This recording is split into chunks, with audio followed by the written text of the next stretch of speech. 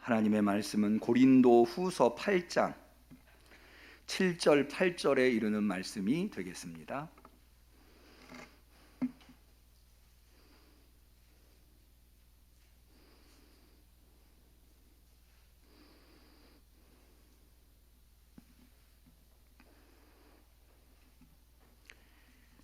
신약성경 295페이지 고린도 후서 8장 7절 8절 말씀, 성령 강림절 21번째 주일에 10월 넷째 주 주일에 대면으로 비대면으로 주 앞에 나와 사모하는 심령으로 주의 말씀을 대하는 우리 성도들에게 주신 소중한 하나님의 말씀, 고린도 후서 8장 7절 말씀을 우리 다 같이 한 마음이 되어서 봉독하겠습니다.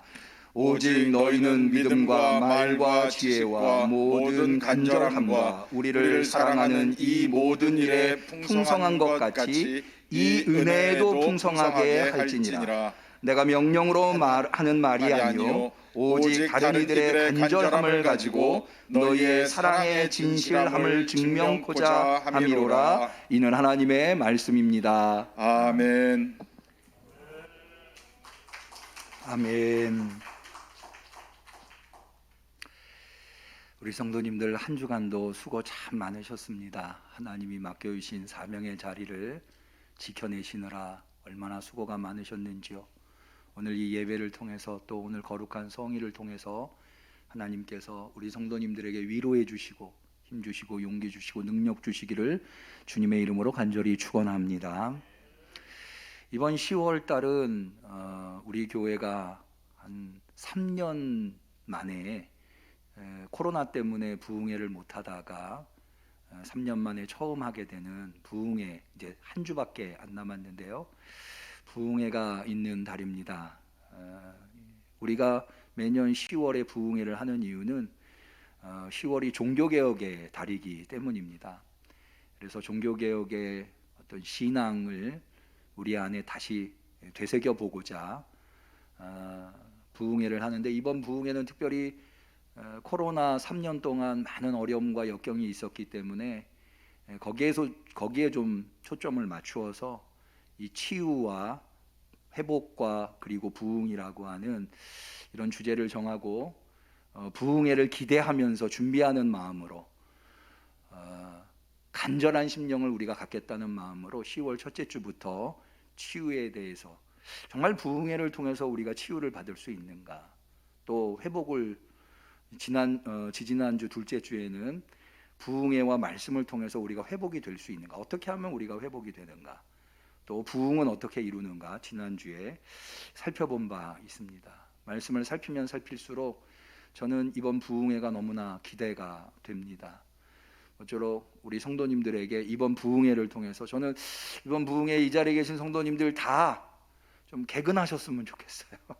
주일 저녁부터 수요일 저녁까지, 주일은 7시고 평일은 아무래도 직장을 다녀오셔야 되니까는 8시에 시작을 하는데 얼마나 간절한가, 얼마나 사모하는가 기도하시면서 준비하시면 반드시 하나님께서 이번 부흥회를 통해서 우리 성도님들 치료해 주시고 회복시켜 주시고 부흥의 역사를 나타내 주실 줄로 믿습니다.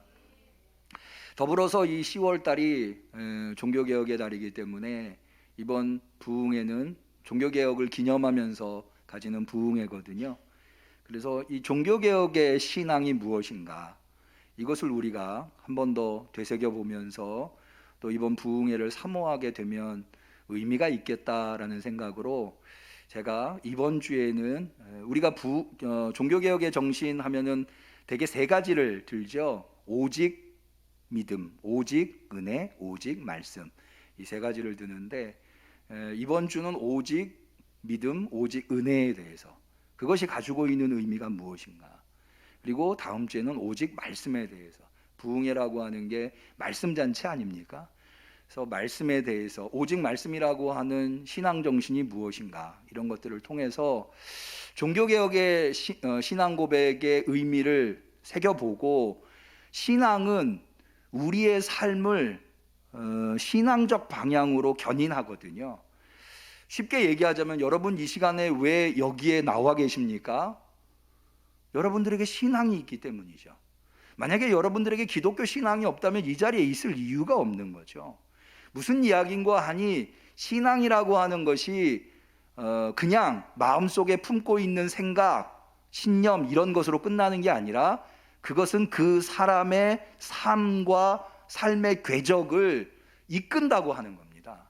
그래서 신앙인과 신앙인이 없는 사람은 삶의 방향이 달라질 수밖에 없고 삶의 형태가 다를 수밖에 없다. 그러면 우리는 종교개혁의 신앙의 후손들이지 않습니까? 그렇다면 그것에 걸맞는 삶이 따라줘야 되겠죠. 그것은 무엇인가? 이런 것들을 오늘 좀, 그러니까 오직 믿음과 오직 은혜라고 하는 이 종교개혁의 신앙에 걸맞는 삶, 그것이 우리를 이끄는 삶은 어떤 삶인가? 이것에 대해서 오늘 잠시 은혜를 나누어 보고자 하는 것입니다. 무엇보다도 우리 성도님들이 잘 아시겠습니다마는 이 종교개혁의 신앙, 종교개혁의 정신, 오직 믿음, 오직 은혜, 오직 말씀이라고 하는 것은 특별히 기독교의 가장 중요한 주제 구원과 관련되어 있는 신앙 고백입니다. 여러분, 오직이라고 할 때 오직 믿음, 왜 그냥 믿음이라고 안 하고 오직 믿음이라고 했을까요? 왜 그냥 은혜라고 하지 않고 오직 은혜라고 했을까요? 말씀도 마찬가지, 그냥 말씀이라고 해도 될 텐데 오직 말씀, 이것은 이 오직이라고 하는 말을 하게 된 대척점에 있는 뭔가, 이것이 아닌 오직 믿음, 이것이 아닌 오직 은혜라고 하는 의미로 이야기를 하는 거겠죠. 그렇기 때문에 이 대척점에 있는 것이 무엇인가를 우리가 잘 알아야 그 오직 믿음, 오직 은혜라고 하는 것의 의미를 정확하게 우리가 알 수 있다고 하는 거죠. 그러면 오직 은혜라고 했을 때에 무엇에 대항해서 그게 아니라 오직 믿음인가? 그것은 교황이 발행한, 여러분 잘 아시다시피 종교개혁이라고 하는 것이 이 면죄부에 의해서 생겨난 것이라고 우리가 배우지 않았습니까? 이 교황이 발행한 면죄부에 의해서 죄를 용서받고 구원받는 게 아니라 오직 믿음으로 죄를 용서받고 구원받는다고 하는 것. 또 그 면죄부를 산다고 하는 것이 어떤 구원과 사죄의 공로나 자격이 되어서 용서받고 구원받는 게 아니라 오직 하나님의 은혜로 구원받는다고 하는 것.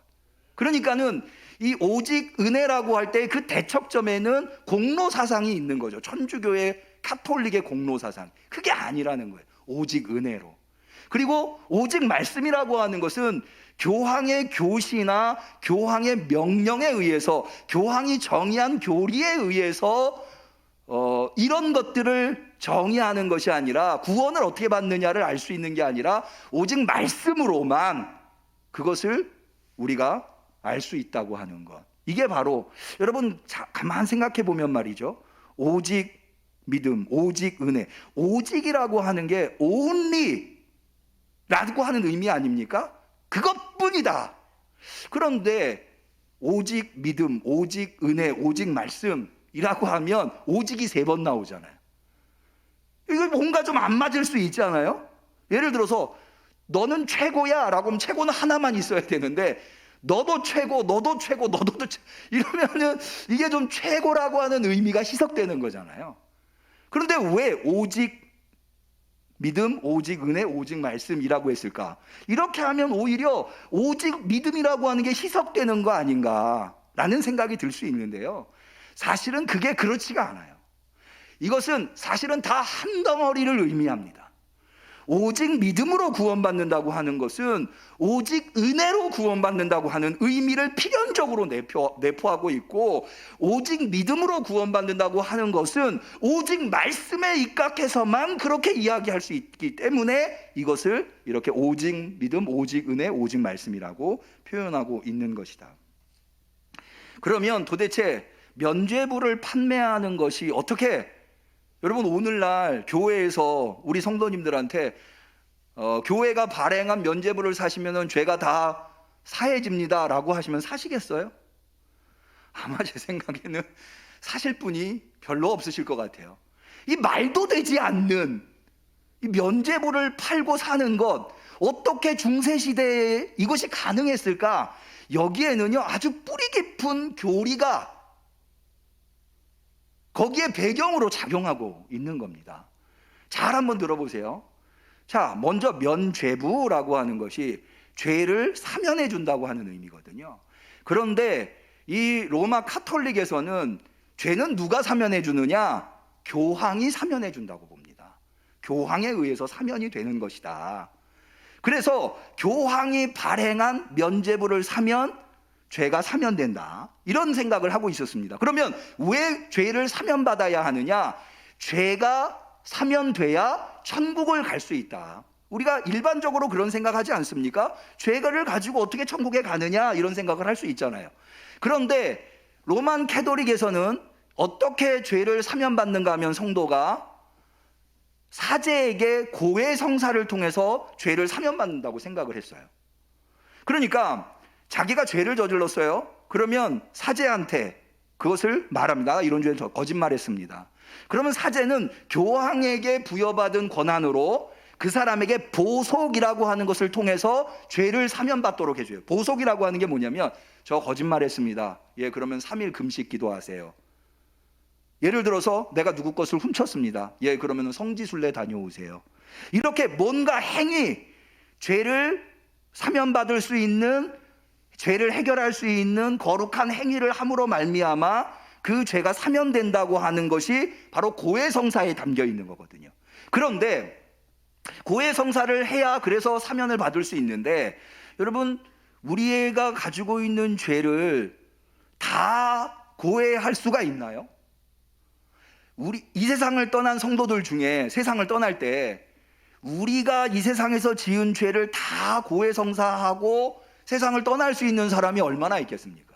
그러니까는 죄가 없는 상태여야 천국에 갈 수 있는데, 죄가 여전히 있는 상태에서 임종을 맞이하면 그런 성도는 연옥이라고 하는 데에 가서, 연옥이라고 하는 곳은 어디냐면 천국 아랫단계에 있다고 보시면 되는데요, 연단하는 감옥이에요.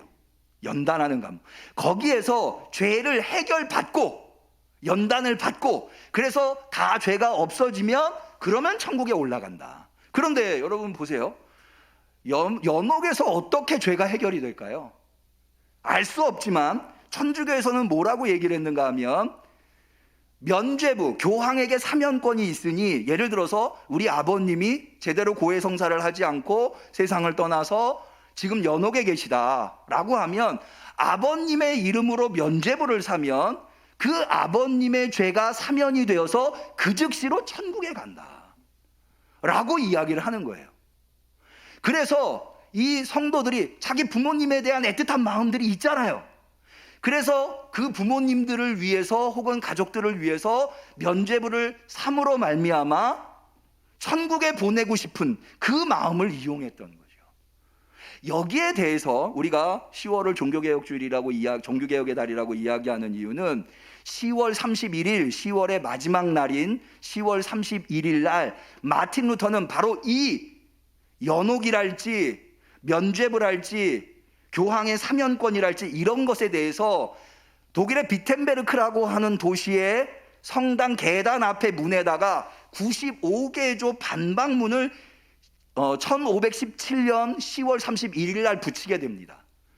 제가 그래서 95개조 반박문을 다 주보에다가는 수록할 수 없고 이번 주하고 다음 주로 나누어서 주보에다가 주요한 내용들만 좀 수록하려고 하는데요.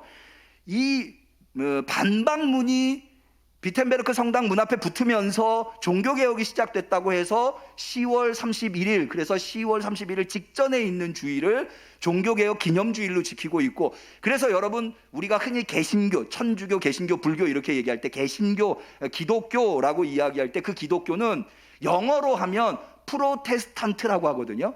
프로테스탄트가 무슨 뜻이냐면 저항하다, 반박하다 이거예요. 왜냐하면 종교개혁이 천주교의 잘못된 교리에 반박하면서 발생한 것이 종교개혁이기 때문에, 그래서 종교개혁의 후예들을 모두 다 프로테스탄트라고 이야기를 하는 거예요. 그러면 뭘 어떻게 반박했느냐를 알아야 오직 믿음, 오직 은혜, 오직 말씀이라고 하는 것의 의미를 우리가 정확하게 알 수 있지 않겠습니까? 그래서 오늘 이 천주교가 이야기하고 있는 것에 어떻게 반박했는지 자세히 볼 수 없지만 중요한 내용들만 좀 보면은요, 먼저 면죄부에 대해서 사면권은 교황에게 있는 게 아니다. 사죄는, 용서받음은 오직 진정한 회개를 통해서만 가능한 것이다. 자, 52조, 여기 순서지를 한번 좀 참고해 주시면 좋겠습니다. 52조에 95개조 반박문 중에 52조에 이렇게 돼 있어요. 면죄부로 구원받을 것을 신뢰하는 것은 헛된 것이다. 비록 판매 위탁자가, 아니 교황이 그 증서에 대하여 자기 영혼을 걸고 보증한다 하더라도 그렇다. 마틴 루터는 교황이 자기의 영혼을 걸고 면죄부를 발행했다 하더라도 그런 면죄부를 산다고 죄가 용서되는 게 아니라는 거예요. 우리가 52조를 봤습니다만 8조를 한 번 더 볼까요? 참회에 관한 교회법은 살아있는 사람에게만 부과되는 것이며 죽은 사람의 법에는 어떤 것도 부과할 수 없다 라고 하는 것은 지금 연옥에 가 있는 사람들, 그 사람들에게는 이 면죄부가 설사 효과가 있다 하더라도 죽은 사람들한테는 효과가 없다는 거예요. 그래서 우리 한번 27조를 보실까요? 연복의 안에 던진 돈이 딸랑 소리를 내자마자 영혼이 연옥에서 벗어난다고 말하는 것은 인간의 학설을 설교하는 것이다. 연옥설은 잘못됐다는 거예요. 그 면죄부를 사면 연옥에서 천국으로 가는 것이다. 그렇게 주장하는 사람들이 있어. 그렇게 설교해서 면죄부 판매 왕이 있었거든요. 근데 마틴 루터는 명백하게 그거는 잘못된 것이다. 연옥교리는 잘못된 것이다 라고 이야기를 하고 있습니다. 그러면 천국에는 어떻게 가는 걸까요? 마틴 루터의 반박문에 의하면 천국은 오직 예수를 그리스도로 고백함으로 말미암아, 그러니까 죄가 없기 때문에, 모든 죄가 해결받았기 때문에 천국에 가는 게 아니라 예수를 그리스도로 믿기 때문에 천국에 간다, 구원을 받는다 라고 말하고 있습니다. 그럼 왜 죄가 다 해결돼야 천국이 아니라 예수를 그리스도로 믿기 때문에 구원을 받느냐? 아까도 말씀드린 대로 여러분, 아무리 우리가 평생을 다해서 고해성사를 한다 해도 우리 죄를 다 용서받을 수 있을까요? 예수님 말씀하셨잖아요. 누구를 미워하기만 해도 이미 살인한 것이다. 마음에 누군가를 미워하는 마음만 있어도 범죄한 거라고 이야기를 했어요. 만약 그렇다면 우리는 누구도 죄 없다고, 죄 없는 상태에서 죽음을 맞이할 수 있는 사람은 아무도 없는, 그럼 모두 다 연옥에 가야 되는 거예요. 예수 믿었더라도. 그래서 하나님께서는 죄를 해결해서 천국에 갈 수 없는 인간들에게 구원을 베푸시기 위해서 당신의 독생자 아들을 이 땅에 보내신 거예요. 믿으시기를 바랍니다. 여러분, 이거 어려운 얘기 아니에요. 여러분 다 배우신 얘기. 요한복음 3장 16절은 성경 속의 성경, 바이블 인 바이블이라고 하는데요, 뭐라고 되어 있습니까? 하나님이 세상을 이처럼 사랑하사 독생자를 주셨으니, 왜요? 이는 저를 믿는 자마다 멸망치 않고 영생을 얻게 하려 함이라. 독생자 예수 그리스도를 믿음으로 말미암아 영생을 얻는다. 이게 바로 성경이 우리에게 가르쳐주는 것이라는 거예요. 면죄부를 사가지고 구원을 얻는 거, 면죄부를 사가지고 죄가 해결되는 거 아니고, 왜? 그런 식으로 해서는 구원받을 수 있는 사람이 아무도 없으니까. 그러면 죄의 문제가 해결되지 않는데 천국에 가면 그럼 천국에는 죄인들로 가득할 겁니까? 그래서 바로 예수님께서, 예수 그리스도께서 십자가 위에서 우리를 우리의 죄를 대신하셔서 십자가의 형벌을 받으셨다고 하는 것. 그러니까 이렇게 정리할 수 있어요. 예수님이 그리스도이심을 믿고 그 예수 그리스도께서 십자가 위에서 우리의 모든 죄를 대속하셨다고 하는 것을 믿는 자들에게 하나님은 비록 그가 죄가 있지만 그 죄를 인정하지 않고 그를 하나님의 자녀로, 천국을 소유하는 자로, 그걸 후사라고 하거든요. 후사로 인정해 주기로 약속했다는 거예요. 이렇게 해서 죄의 문제와 구원의 문제를 해결하셨다라고 하는 거죠. 그래서 마태복음 26장 28절에 보면 예수님께서 최후의 만찬 때 이런 말씀을 해요. 이것은 죄 사함을 얻게 하려고 많은 사람을 위하여 흘리는 바 나의 피 곧 언약의 피다. 예수님의 피 흘림을 통해서 많은 사람들이 죄 사함을 얻게 한다는 거예요. 바울이 로마서에서 이렇게 로마 교회 성도들한테 이야기합니다. 그러므로 사람이 의롭다 하심을 얻는 것은, 의롭다 하신다고 하는 죄를 용서받을 수 있는 것은 율법의 행위에 있지 않고 믿음으로 되는 줄 우리가 인정하노라. 믿음으로 된다는 거죠. 여러분, 이 신앙의 원리, 이게 바로 종교개혁의 정신, 이게 가장 종교개혁의 핵심이고 기초예요. 믿음으로, 오직 믿음으로 구원받는다. 이 신앙을 마음속 깊이 새기시기를 축원합니다. 그런데요, 아까 말씀드린 대로 이 믿음으로, 오직 믿음으로 구원받는다고 하는 것은 필연적으로 오직 은혜라고 하는 것을 의미하고 있습니다. 아까 말씀드린 대로 우리가 어떻게 죄사함을 받았어요? 우리가 뭔가를 해서예요? 아니에요. 우리는 오직 예수 그리스도를 믿음으로, 예수 그리스도께서 우리를 대신해서 십자가의 그 형태를 받으심으로 말미암아 우리는 죄사함을 받고 용서를, 우리가 한 게 없어요. 그러니까 이것은 자격이 없는 사람에게 죄사함을 주시고 자격이 없는 사람에게 구원을 주신 거예요. 그걸 우리는 뭐라고 해요? 은혜라고 해요. 은혜. 뭔가를 요구할 수 없는 사람에게 그 사람이 갖고 싶어 하는 것을 베풀어 줄 때 그 사람은 은혜를 받았다고 이야기해요. 그게 바로 그레이스라고 하는 거예요. 그렇기 때문에 우리는 믿음으로 구원받은 사람들은 다 하나님한테 뭐 받은 거예요? 은혜 받은 거예요. 여러분, 믿음으로 구원 받으셨습니까? 예수를 그리스도로 믿음으로 구원 받으셨습니까? 그러면 여러분들은 하나님이 여러분들에게 이루 말할 수 없는 하나님이 주신 은혜를 받으신 분들이에요. 확신하시기를 축원합니다. 왜 믿음으로 하나님이 구원을 받게 하셨느냐? 바울에 의하면은요, 은혜가 되기 위해서, 그게 은혜라고 하는 것을 알려주기 위해서. 로마서 4장 16절에 보면 그러므로 후사가 되는 이것, 아까 제가 후사가 어떤 의미인지 말씀드렸죠? 하나님의 자녀가 되는 것. 여러분, 자녀는 부모의 것을 상속받지 않습니까? 하나님의 나라는 하나님의 거예요. 하나님의 후사가 돼야 하나님의 나라를 상속받을 수 있어요. 하나님의 나라를 소유할 수 있다, 하나님의 나라에 들어갈 수 있다는 거예요. 그렇게 된 것은 이것이니 은혜에 속하기 위하여 믿음으로 된다. 그게 왜 믿음으로 됐느냐? 그게 바로 은혜에 속하기 위해서 그렇게 된다고 하는 거예요. 그러면 아까 말씀드린 대로 이 오직 믿음으로, 오직 은혜로 우리가 구원받았다고 하는 것은 우리의 삶을 어느 방향으로 이끌어가는 걸까요? 우리는 어떤 삶을 살아야 오직 믿음, 오직 은혜의 삶을 사는 걸까요?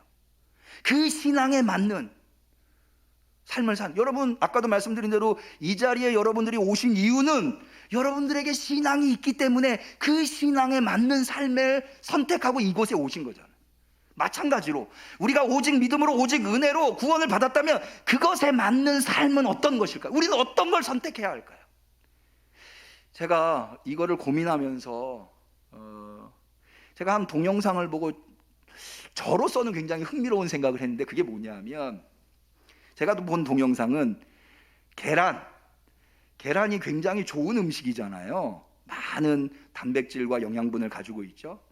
그런데 그 영상에서는 계란과 함께 먹으면 좋은 음식과 계란과 함께 먹으면 안 되는 음식을 가르쳐주는 영상이더라고요.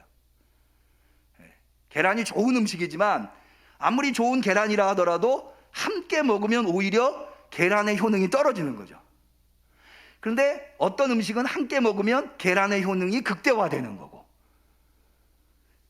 오직 믿음, 오직 은혜라고 할 때 내 곁에 무엇을 내가 선택해야 그 믿음과 은혜가 효력이 떨어지지 않고 효력이 극대화될 수 있을까? 제가 그 생각을 좀 흥미롭지 않으세요? 저는 그런 생각이 아니고, 그러면서 제가 성경에서 믿음과 함께 있어야 할 것과 믿음과 함께 있으면 안 되는 것을 한번 조사를 해봤어요. 쭉 은혜와 함께 있어야 할 것과 은혜와 함께 있으면 안 되는 것들 한번 쭉 조사를 해봤어요. 그래서 제가 그걸 좀 정리를 했는데, 그 정리한 것을 제가 여러분들한테 좀 알려드릴게요. 잘 들어보세요. 여러분, 아까도 말씀드린 대로 우리는 모두 다 예수를 그리스도로 믿음으로 구원받았습니다. 여러분, 구원 받으셨나요? 반드시 구원받았다는 확신을 가지시기를 축원합니다. 구원받았다고 하는 것은 필연적으로 뭘 의미해요? 여러분 안에 믿음이 있다는 거예요. 그것은 곧 여러분은 은혜를 받았다는 거예요. 그런데 내 안에 믿음도 있고 은혜도 받았는데 그럴 수밖에 없어요. 내가 구원받았다고 한다면, 구원 못 받았다고 한다면 뭐 더 이상 말할 것도 없지만, 구원받았다고 한다면 믿음으로 구원받는 거잖아요. 그러니까 나한테 믿음이 있는 거고, 내가 믿음으로 구원받았다고 하는 것은 필연적으로 은혜를 받았다는 거니까 내 안에 분명히 믿음과 은혜가 있는 거예요. 그런데 그 믿음과 은혜의 능력이 나타나지 않는다고 느끼신다면 제 말씀을 한번 잘 들어보세요. 왜 나한테 믿음도 있고 은혜도 있는데, 분명히 그런데 왜 나한테는 이렇게 믿음 생활이 순조롭지 못하고 왜 은혜가 떨어질까? 혹시 아까 제가 달걀 얘기를 했는데요, 달걀이 굉장히 좋은 음식이지만 여러분, 시금치가 굉장히 좋잖아요. 좋은 음식이잖아요. 근데 시금치랑 같이 먹으면 안 된대요. 달걀의 효능이 체내에 흡수되는 것을 시금치가 방해한다 하더라고요. 또 여러분, 감이 굉장히 좋은, 맛있잖아요. 요즘 감이 아주 많이 열리고 있는데, 감이랑 같이 먹으면 식중독에 걸릴 수 있다 하더라고요. 두 개가 서로 충돌을 해가지고. 여러분 지금 눈빛이 아주 초롱초롱하신데 한 가지 더 알려드릴게요. 그럼 같이 먹으면 좋은 건 뭐냐면, 부추랑 계란이랑 같이 드시면 좋대요. 부추는 계란에 있는 영양소를 체내가 잘 흡수하도록 만들어준다대요. 또 한 가지는 계란이랑 토마토하고 같이 먹으면 좋대요. 아주 최고의 궁합이래요. 왜냐하면 계란에는 좋은 단백질이나 영양소가 있지만 식이섬유와 비타민 C가 적기 때문에, 토마토는 그 계란에 없는 게 토마토에 많고 토마토에 없는 게 계란에 많고, 그래서 이걸 같이 먹으면 아주 좋다고 그 동영상. 그러니까 우리도 역시 믿음과 같이 두면 안 되는 것과 믿음과 같이 둬야 할 것, 은혜와 같이 두면 안 되는 것과 은혜와 같이 둬야 할 것을 잘 이해하면 우리의 믿음과 은혜가 폭발적인 능력을 발휘할 수 있다고 하는 거예요. 잘 들어보세요. 자, 먼저 믿음과 같이 두면 안 되는 것들, 제가 세 가지를 뽑았는데요. 첫 번째는 당연히 믿음과 같이 둬서는 안 되는 거는 의심, 근심, 걱정, 염려, 이런 것들이에요. 그러면은 믿음과 그걸 같이 두면은요, 믿음이 능력을 발휘할 수 있어요. 마가복음 11장 23절에 예수님이 이렇게 말씀하셨어요. 누구든지 이 산더러 들려 바다에 던지우라며 그 말하는 것이 이룰 줄 믿고 마음에 의심치 아니하면 그대로 되리라. 그러니까 왜 우리한테 믿음이 분명히 있는데 그 믿음이 능력을 발휘하지 않느냐, 한번 곰곰이, 내가 혹시 의심이 내 안에 있는가 고민해 보셔야 돼요. 자, 두 번째로 믿음과 같이 둬서는 안 되는 것은 욕심, 세상적인 것, 이런 것들이에요. 디모데전서 6장 10절에 바울은 사랑하는 애제자 디모데에게 이렇게 말합니다. 돈을 사랑함이 일만하게 뿌리가 되나니 이것을 사모하는 자들이 미혹을 받아 믿음에서 떠나 많은 근심으로 자기를 찔렀도다. 세상을 사랑하고 돈을 사랑하면 믿음이 우리 안에서 떠나게 된다 라는 거예요. 한번 잘 생각해. 왜 내가 믿음이 연약할까? 능력이 나타나지 않아. 세 번째로요, 거짓이에요.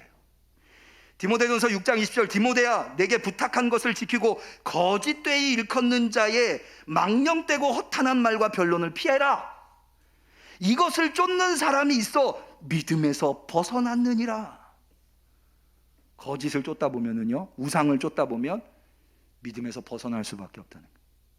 믿음의 곁에 두어서는 안 되는 게 세 가지 뭐라고요? 의심, 욕심, 그리고 거짓. 그럼 믿음 곁에 두어야 될 건 뭐냐? 믿음 곁에 두어야 될 것. 자, 무엇보다도 야고보서 2장 14절에 이렇게 돼 있어요. 내 형제들아, 만일 사람이 믿음이 있노라 하고 행함이 없으면 무슨 유익이 있으리요? 17절, 행함이 없는 믿음은 그 자체가 죽은 것이다. 그러니까 믿음하고 반드시 같이 있어야 될 게 뭐냐? 행함이라는 거예요. 여러분들에게는 행함이 있으셔서 살아있는 믿음의 사람들이 되시기를 축원합니다. 그럼 어떤 행함이 있어야 되느냐? 몇 가지가 있는데요. 첫 번째 말씀이에요. 로마서 10장 17절, 믿음은 들음에서 나며 들음은 그리스도의 말씀으로 말미암는다.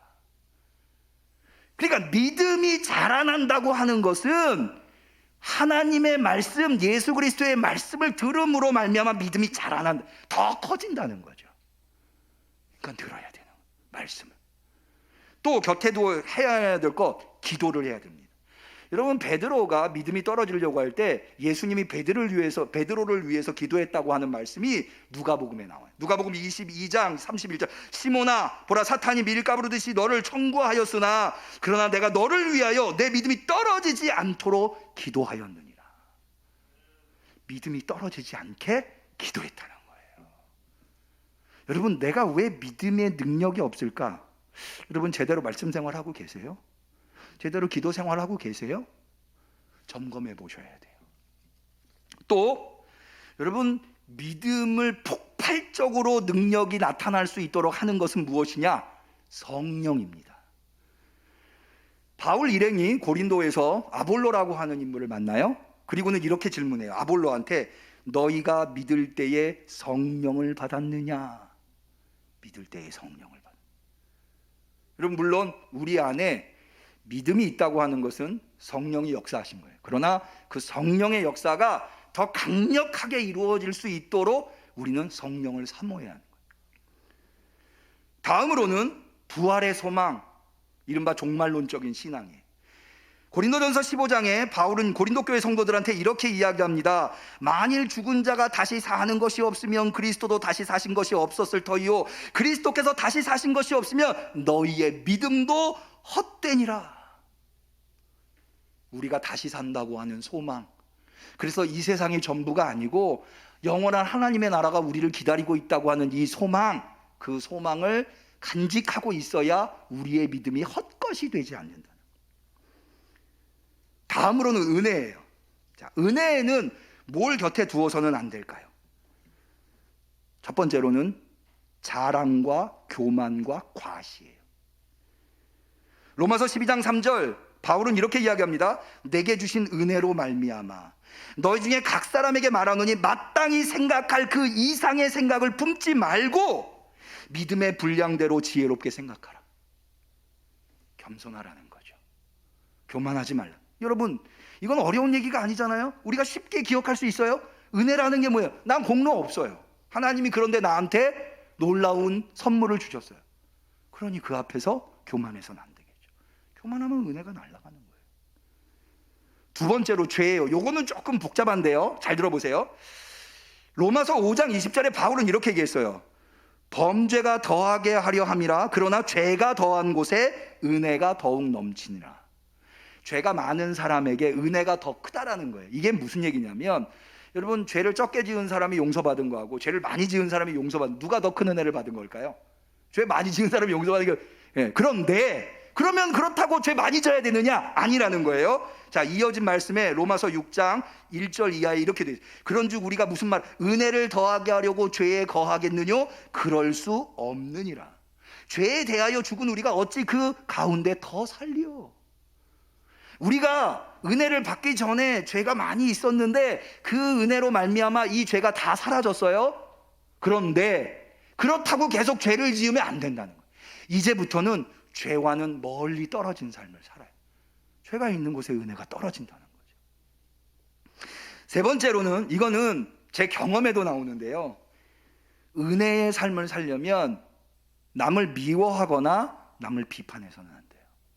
그렇게 하면 절대로 은혜 충만한 삶을 살 수가 없어요. 마음속에 미움을 갖고 있고 누군가한테 비판하는 마음을 가지고 있으면 은혜의 삶이 안 되더라고요. 이런 것들과는 은혜가 결별해야 돼요. 멀리 밀어내셔야 돼요. 자랑과 교만과 과시, 죄, 남을 미워하는 마음, 비판하는 마음 밀어내시고, 그럼 뭘 가까이 해야 하느냐? 은혜가 충만하기 위해서 잘 하실 수 있어요. 겸손을 가까이 하셔야 돼요. 겸손. 고린도전서 15장, 그러나 나의 나 된 것은 하나님의 은혜로 된 것이니 내게 주신 그의 은혜가 헛되지 아니하여 내가 모든 사도보다 더 많이 수고하였으나 내가 아니요 오직 나와 함께 하신 하나님의 은혜로 된 것이다. 바울은 다른 사도들보다 어마어마한 수고를 했다는 거예요. 그런데 그렇다고 나를 과시하는 게 아니에요. 나는 아무것도 아니에요. 나의 나 된 것은 하나님의 은혜로 된 거예요.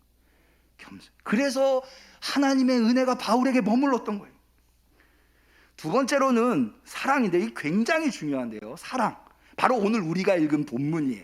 그것을 의미해요. 여러분, 고린도후서는 두 가지 주제를 다루고 있어요. 첫 번째는 뭐냐 하면 고린도 전서에서 고린도 교회가 엄청난 시련을 겪었어요.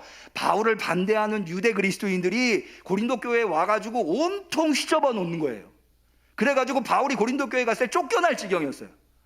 그랬는데 그 일이 디모데가 가서 다 원만하게 해결이 됐어요. 그리고는 바울 선생님을 다시 모시려고 했어요. 그래서 바울이 너무 감사하고 고마워서 편지를 쓴 게 고린도후서예요. 그래서 고린도후서를 눈물의 편지라고 해요. 그러면 자기가 가기 전에 먼저 편지를 보낸 거죠. 또 한 가지가 뭐냐면 7장 8장에 나오는데, 오늘 우리가 읽은 본문인데, 예루살렘 교회의 어려운 성도들을 돕는 모금을 하겠다고 하는 것이 고린도후서의 기록 목적이에요. 그래서 이 두 가지, 여러분, 바울의 적대자들이 다 해소되고 문제가 해결되고 거기에 얼마나 은혜가 넘치겠어요. 그래서 여러분, 고린도후서라고 하는 성경을 잘 읽어보면은요, 은혜라고 하는 말이 계속해서 나와요. 가히 은혜의 편지라고 해도 과언이 아닐 정도로. 그런데요, 여기에서 바울이 이렇게 이야기합니다. 다시 한번 우리 고린도후서 8장 7절을 볼까요? 은혜를 풍성하게 하는 방법. 오직 너희는 믿음과 말과 지식과 모든 간절함과 우리를 사랑하는 이 모든 일에 풍성한 것 같이. 자, 고린도 교회의 성도들의 어려움이 해소되고, 그렇게 해소될 수 있었던 것은 그들에게 믿음과 말과 지식과 모든 간절함과 우리를 사랑하는 이 모든 일이 풍성했기 때문이에요. 그런데 그런 것과 같이 은혜도 풍성하게 할지니라. 여기 은혜가 바로 예루살렘 교회 성도들의 어려움을 돌볼 수 있도록 구제를 하자. 구제 모금을, 구제 헌금을 바울은 뭐라고 얘기하냐면 은혜라고 얘기하고 있는 거예요. 은혜라고. 자, 우리가 읽지는 않았지만 9장 8절을 한번 볼까요? 하나님이 능히 모든 은혜를 너희에게 넘치게 하시나니 이는 너희로 모든 일에 항상 모든 것이 넉넉하여 모든 착한 일을 넘치게 하게 하려 하심이라. 착한 일을 넘치게 하려고 하는 사람에게 하나님이 뭘 주세요? 넘치는 은혜를 주세요. 우리 응암교회 성도님들한테도 넘치는 은혜를 주시기를 축원합니다. 그러니까 뭐가 있어야 돼요? 사랑이 있어요. 지금 시간이 없어서 다 말 못하지만 예루살렘 교회 성도들을 돕는다고 하는 일은 바울이나 고린도 교회 성도들한테는 쉬운 일은 아니었어요. 왜냐하면 바울을 괴롭히고 고린도 교회 성도들을 어지럽혔었던 사람들의 태반이 예루살렘 교회에서 왔었거든요. 그런데 그들을 향해서 열린 마음으로 그들의 어려움을 돕겠다고 하는 것은, 이것은 희생적인 사랑으로밖에는 표현할 수 없는 거예요. 그 사랑이 있을 때에 하나님이 그들이 그 사랑을 할 수 있도록 넘치는 은혜를 주신다는 거예요. 여러분도 그 넘치는 은혜의 주인공이 되시기를 축원합니다. 마지막으로 한 가지만 더. 전도입니다. 여러분, 이 전도는 믿음과 은혜에 꼭 곁에 두면 좋을 것이. 전도를 하면 믿음이 커져요. 작은 믿음도 전도하면 커집니다. 전도를 안 한 성도를 어떻게 보면 훈련병이라고 할 수 있고요, 전도를 나간 성도는 전투병이라고 할 수 있어요. 여러분, 누가 더 강력하겠어요? 여러분이 판단해 보세요. 기도하시겠습니다. 하나님 아버지, 오늘 우리에게 종교개혁의 정신이 무엇이며 그 정신이, 그 신앙이 우리를 어떠한 삶으로 견인하는지 깨달아 알게 하시니 감사합니다. 주님이 깨닫게 해주신 것처럼 믿음 곁에 의심과 욕심과 거짓을 두지 않겠습니다. 오직 행함과 기도와 말씀과 사랑과 성령, 부활의 소망을 두겠습니다. 하오니 우리의 믿음이 강력한 능력이 되게 하여 주옵소서. 우리 곁에 우리의 은혜 앞에 자랑과 죄와 비판을 두지 않겠습니다. 오직 겸손과 사랑과 전도를 두겠습니다. 주여, 넘치는 은혜